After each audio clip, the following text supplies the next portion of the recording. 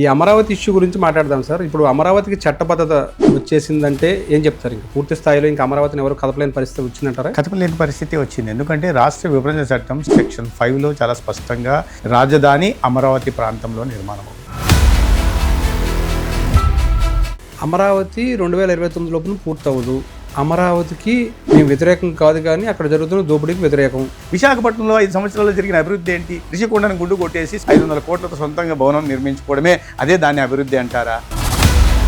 YS Jaganmohan Reddy గారు మావిగనని ప్రతిపాదన తీసుకొచ్చారు సార్. ఏం చెప్తారు దాని గురించి? నేను ఈ ఎన్నికల సందర్భంగా ఇతర రాష్ట్రాలకు వెళ్ళా. వాళ్ళు కూడా ఇటువంటి రాజకీయ పార్టీలు, రాజకీయ నాయకత్వం కూడా మీ రాష్ట్రంలో ఉందా అని మాట్లాడుతున్నారు. వచ్చే ఏడాది నుంచి పాదయాత్ర చేస్తాను, ప్రజల్లో ఉంటాను, నేను చంద్రబాబు నాయుడుకి చుక్కలు చూపిద్దాం అనేది కేడర్కి ఉద్దేశిస్తూ మొన్న జగన్మోహన్ రెడ్డి గారు చేసిన వ్యాఖ్య ఏమంటారు సార్? జగన్మోహన్ రెడ్డి గారికి గట్టి నమ్మకం ఉంది. ప్రజలు నేను నమ్మించగలను, ఎందుకంటే నేను చాలా పెద్ద డ్రామా ఆర్టిస్ట్. బాబాయ్ హత్యను నమ్మించగలిగాడు, కోడికత్తిని నమ్మించగలిగాడు, కానీ గులకరాయిని నమ్మించలేకపోయాడు. ధర్మవరం నుంచి మళ్ళీ పోటీ చేస్తారా 2029లో? ధర్మవరం నుంచే పోటీ చేస్తాను, రాష్ట్రంలోనే ఉంటాను. నేను ఇంకా ధర్మవరంకి నేను అనుకున్నవి 5 ఏళ్ళు సరిపోవు, చేయాలనుకునేవి చాలా ఉన్నాయి.